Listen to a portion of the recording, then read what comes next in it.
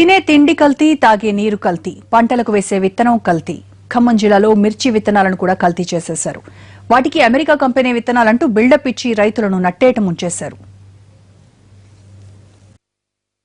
ఖమ్మం జిల్లా వ్యాప్తంగా గతేడాది మిర్చికి గిట్టుబాటు ధర వచ్చింది. క్వింటా ధర దాదాపు 12,000 రూపాయల వరకు పలికింది.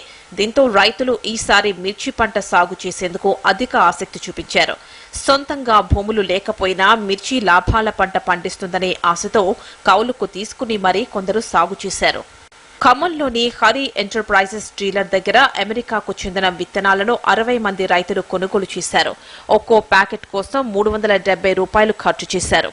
ఈ విత్తనాలతో మొక్క ఏపుగా పెరిగింది. దీంతో రైతులంతా తమ పంట పండినట్టే అని సంబరపడ్డారు. ఓవైపు ఆశించిన స్థాయిలో వర్షాలు లేక కేవలం నీటి కోసమే రైతులు భారీగా ఖర్చు చేశారు. ఇప్పుడు పంట కూడా దెబ్బతినడంతో వారి బాధ అంతా ఇంతా కాదు. నాకు 20 ప్యాకెట్లు హరి ఇచ్చిండు, అది నకిలీ అని తేలింది. 5 రోజుల కింద ఫోన్ చేసిన, ఇవాళ వస్తుండ్రు రేపు వస్తుండ్రు అని చెప్పి ఇవాళ పొద్దున వచ్చి నీకేదో ఒక న్యాయం చేస్తా అని సర్పంచ్ ముందు వాళ్ళ ముందు పెద్ద మనుషుల ముందు చెప్పి మాకు ఏ తోట మొత్తం చూసి అట్నుంచి అట్టి ఒక మాట కూడా అనలే ఆయనకి. అక్కడ ముందు పోయి ఇంకో తోట చూస్తా తమ్ముడు అని చెప్పి డోర్నాకల్ మీద నుంచి కామేపల్లి నుంచి ఖమ్మం వచ్చేసిండు. ఇప్పుడు దాకా నాకు ఏ సమాధానం కూడా చెప్పట్లే. అమెరికా విత్తనాలతో భారీగా దిగుబడులొస్తాయని నమ్మించిన వ్యాపారులను ప్రశ్నిస్తే వాళ్లు విచిత్రమైన సమాధానం చెబుతున్నారు. విత్తనాలిచ్చిన కంపెనీయే నష్టపరిహారం చెల్లిస్తుందని నమ్మిస్తున్నారు. అయితే పంటను పరిశీలించేందుకు వచ్చిన వ్యాపారులు పరారవడంతో రైతులకు ఆవేదనే మిగిలింది. తమకు విత్తనాలే అమ్మిన దుకాణం ముందు ఆందోళనకు దిగారు.